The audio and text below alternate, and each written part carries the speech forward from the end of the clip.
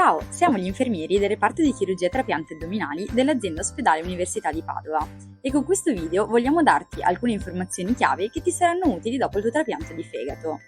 Iniziamo da un aspetto importantissimo, ovvero la gestione della terapia immunosoppressiva. Dopo il trapianto, infatti, dovrai assumere i farmaci immunosoppressori, detti anche antirigetto, indispensabili per garantire le funzionalità dell'organo trapiantato.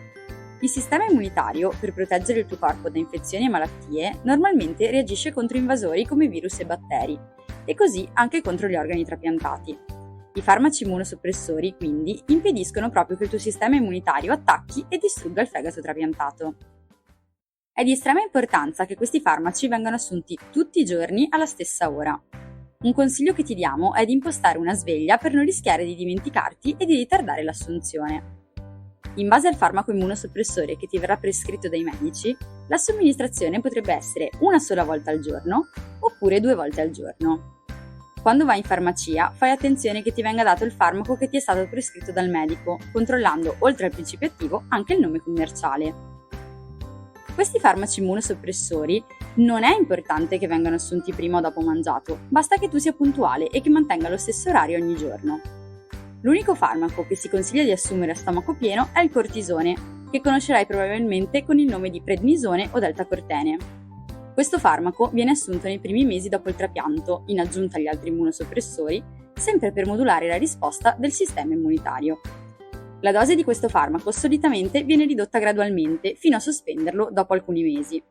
Attieniti però sempre alle indicazioni del tuo medico.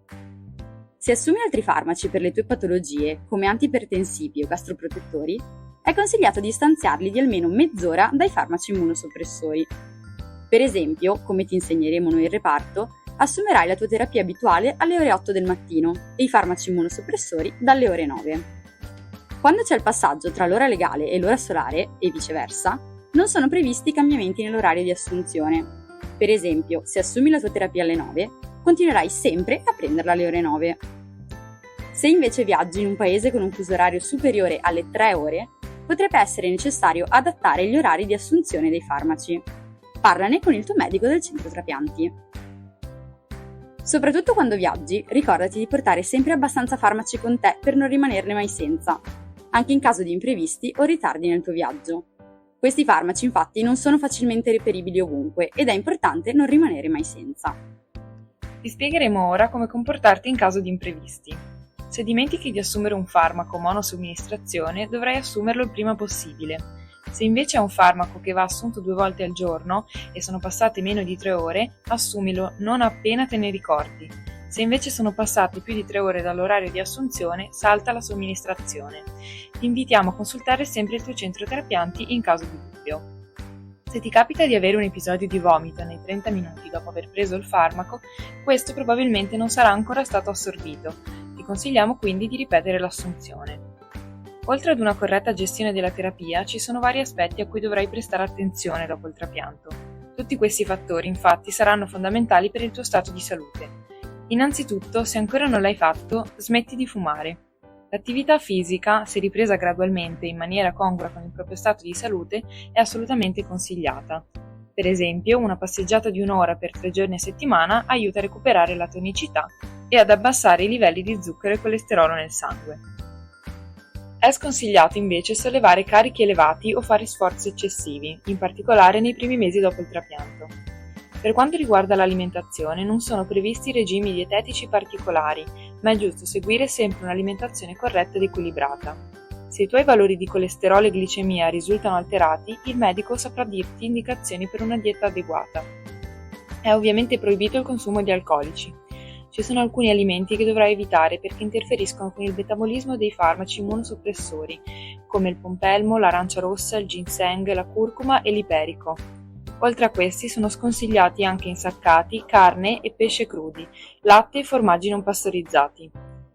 Va prestata attenzione ai farmaci epatotossici e nefrotossici, come molti antidolorifici e antibiotici, perché questi possono danneggiare il fegato trapiantato o i reni, che sono già impegnati nel filtrare i farmaci immunosoppressori.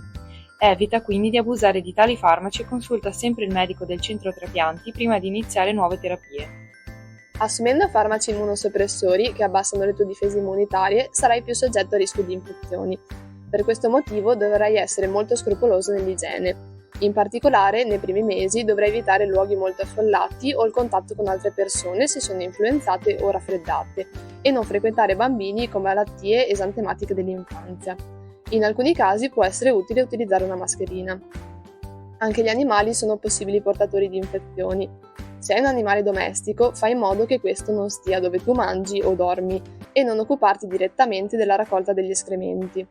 Dopo averlo toccato, ricordati di lavare scrupolosamente le mani. È proibito avere contatti con qualsiasi tipo di volatile. È necessario fare attenzione anche in caso di ricostruzione edilizia. Rivolgiti al medico per un'eventuale terapia profilattica antimicotica.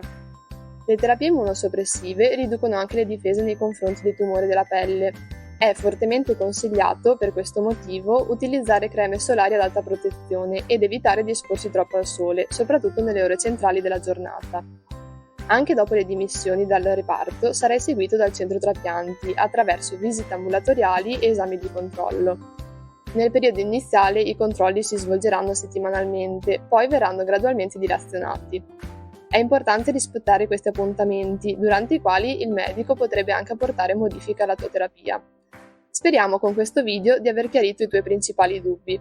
Ricordati in ogni caso di contattare il tuo centro trapianti se qualcosa non ti è chiaro o si verifica qualche problema.